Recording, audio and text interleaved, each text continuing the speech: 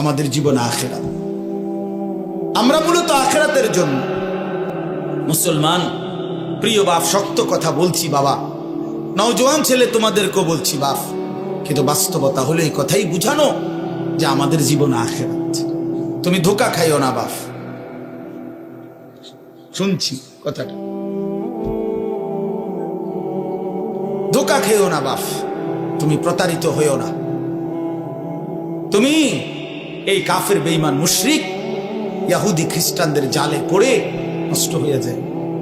এটা ইন্টারনেট, এটা জাল, এটা তোমার মতো ইমানদার মুসলমানকে চরিত্রহীন বানাবার জাল।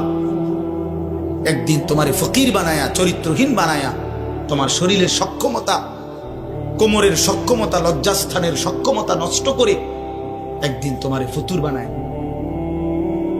একদিন তুমি নারী দেখতে দেখতে, ছবি দেখতে দেখতে দেখবা তোমার জীবনটাও শেষ, যৌবনটাও শেষ, আখিরাতটাও শেষ। আর কিছুই মিলবে না, আর কিছুই মিলবে না। শত শত যুবকের জীবন আমি জানি, হাজার হাজার যুবক। আমার জিন্দিগি তো ছেলেদের সাথে, আমার জীবনটাই তো ছেলেদের সাথে। আমি তো শুনি বাপ। অতএব নিজের আখলাক সুন্দর। আমরা আখিরাতের জন্য আমরা মুসলমান, আমাদেরকে আল্লাহ দয়া করে পছন্দ করে এক শ্রেষ্ঠতম নবী দিয়েছেন। এত বড় শ্রেষ্ঠতম রাসূল পেয়ে আহা যে পথ হারা হয়ে গেল, তার চাইতে বড় অভিশপ্ত আর কেউ হইতে পারে। কুল কায়নাতের সর্বশ্রেষ্ঠ নবী আমার কপালে জুটলো, তোমার কপালে জুটলো, তবুও তুমি কেমনে পথ হারা হইলা? এত বড় শ্রেষ্ঠ নবী তো আর কারো কপালে জুটে না। নবী সাল্লাল্লাহু আলাইহি ওয়াসাল্লামের চাইতে দামি আল্লাহর সৃষ্টিতে আর কে হইতে পারে? তার চাইতে সুন্দর আমাদের নবীর চাইতে কে? তিনি এমন কে আছে?